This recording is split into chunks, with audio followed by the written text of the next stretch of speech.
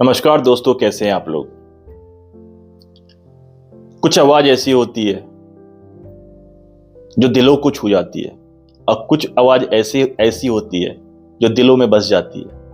Singers तो बहुत आए, बहुत अच्छे सिंगर्स भी हैं, बहुत शायद आएंगे भी, पर एक जो सिंगर कभी नहीं रिप्लेस हो सकता वो थे हमारे रफ़ी साहब। आज मैं बात करूंगा रफ़ी साहब से जुड़े हुए अनकही अनसुनी कहानी।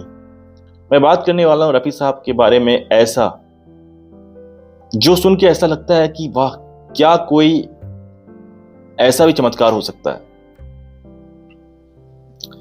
दो बात शेयर करूंगा मैं आपसे। एक तो यह है कि बैजू बावरा मूवी बन रही थी और इस मूवी के जो म्यूजिक कंपोजर थे वो थे हमारे नौशाद साहब। दोनों महान। नौशाद साहब का भी कोई जवाब नहीं था when it comes to music.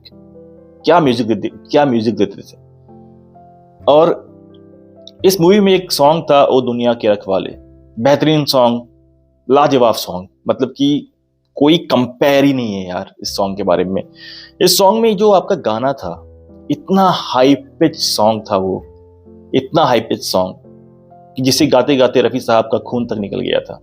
और खून निकलने के बावजूद भी वो हिम्मत नहीं हारे, वो गाते गए। और यहाँ पर नौशाद साहब रोते रोते बोले, लास्ट तक बोल दिया कि रफ़ी अब बंद कर दे, बाद में कर लेना। लेकिन वो जब तक वो उस सॉन्ग को कंप्लीट नहीं किए, वो गाना गाते गए। और जब वो गाना गाए तो क्या गाए। सॉन्ग्स, हर तरह का सॉन्ग सुनते होंगे आप, और हमें सुन के ऐसा लगता है यार क्या अच्छा गाना है, यार कितना अच्छा गाना है, सही अच्छा गाना है। पर जब रफ़ी साहब गाना गाते थे तो इंसान सुनता नहीं था, खो जाता था उसमें। रफ़ी साहब का वो जादू था। और सही, शायद यही एक रीजन था कि आपको पता है कि नहीं, पर एक सिपाही था, एक सोल्जर था जो कि इंडियन आर्मी में था। एक जंग में उसको काफी सारी गोली लग गई थी and he was going to die. वो मरने वाला था। और जब उसको हॉस्पिटल लेके गया तो वो ठीक से, उसका हार्ट बीट जो था वो बहुत फास्ट हो गया था। मतलब सबको यही लग रहा था कि ये कभी भी ये मर सकता है। आपको जान का हैरान हो जाएगा कि मालूम है उसने क्या बोला। उस पेशेंट ने, उस सोल्जर ने क्या बोला डॉक्टर को कि मुझे पता नहीं मैं बचूंगा कि नहीं बचूंगा, पर अगर मैं बच सकता हूं तो बस मुझे एक गाना सुना दो आप मेरे को। वो गाना सुन के शायद मुझे लगता है कि मैं ठीक हो जाऊंगा। और वो गाना था, मैं जिंदगी का साथ निभाता चला गया, मैं जिंदगी का साथ निभाता चला गया। इतने महान इंसान थे रफ़ी साहब। मैं आपको एक रियल इंसिडेंट और बताता हूं रफ़ी साहब के बारे में। लक्ष्मीकांत प्यारेलाल, आप लोगों ने नाम सुना होगा इनके बारे में।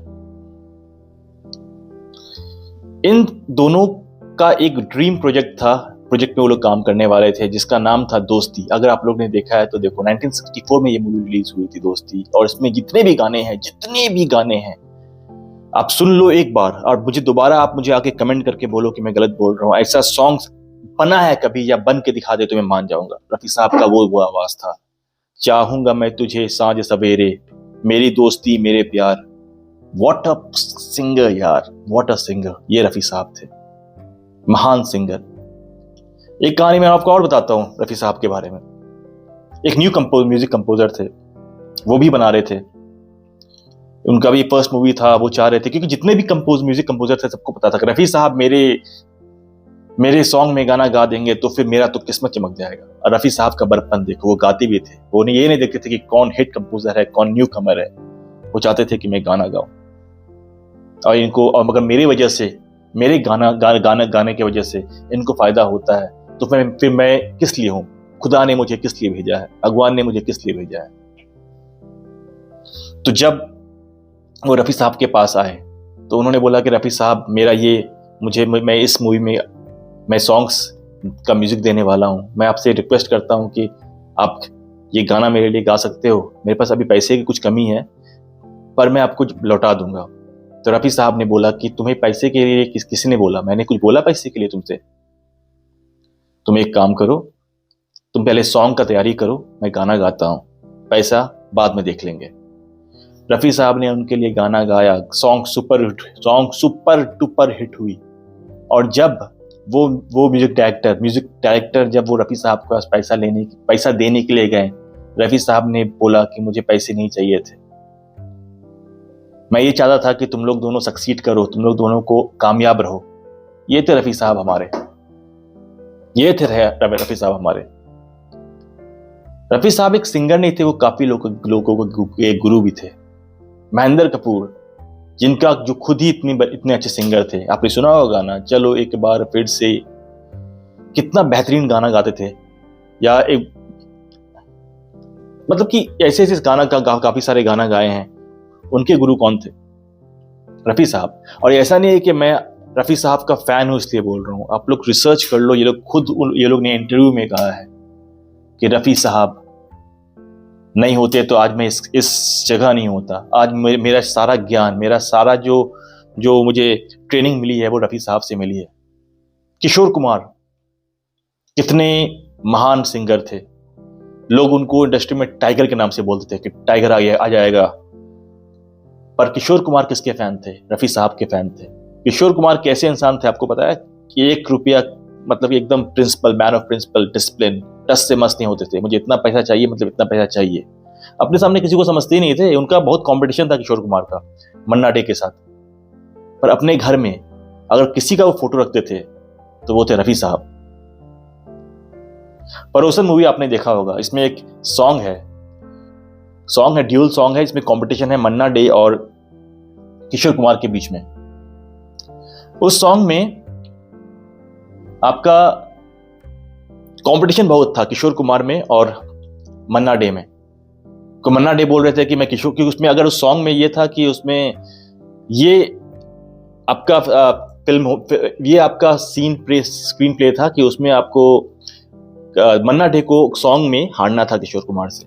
और किशोर कुमार और मन्ना डे ये हारने के लिए तैयार बिल्कुल नहीं थे। तो उन्होंने बोला कि नहीं, मैं किशोर से हार जाऊं। अब क्योंकि वो भी जानते थे, लेकिन जब वो मोहम्मद रफी के बारे में बोलते थे तो बोलते कि रफी साहब का तो बात ही कुछ और है। अरे क्या बोलूं मैं आपको रफी साहब के बारे में, ऐसे काफी सारे किस्से हैं। अब एक वीडियो में तो बना नहीं सकता हूं मैं, पर मैं आपके लिए वीडियो लेके जरूर आते रहूंगा इनके बारे में, जो सुन के, जैसे मैं बोल के मुझे अच्छा लगता है, आपको सुन के अच्छा लगेगा। ये थे हमारे मोहम्मद रफी साहब। लोग ओमपुरी साहब ने क्या बोला था? अगर आप कभी भी सर्च करोगे गूगल पे या यूट्यूब पे, तो रफी साहब का बायोग्राफी के बारे में चल रहा था। एक एपिसोड था, उस एपिसोड में सब सिंगर्स के बारे में बोला जा रहा था, तो रफी साहब के बारे में बोला गया। तो ओमपुरी जो इतने महान एक्टर थे, वो बोलते हैं गाना तो सभी लोग गा लेते हैं, पर अच्छा गाना गाने से कोई रफी साहब नहीं बन जाता। ये थे हमारे रफी साहब। आज थोड़ा इमोशनल हो गया हूं, मुझे थोड़ा माफ करना, पर जब रफी साहब का बात आता है तो मैं इमोशनल ही हो जाता हूं। ये दोस्तों, यही है, बस कुछ बातें मुझे आपसे शेयर करनी थी। मैं मिलता हूं आपसे नेक्स्ट वीडियो में। अभी के लिए इतना ही। Thank you so much for your time. मिलता हूं जल्दी।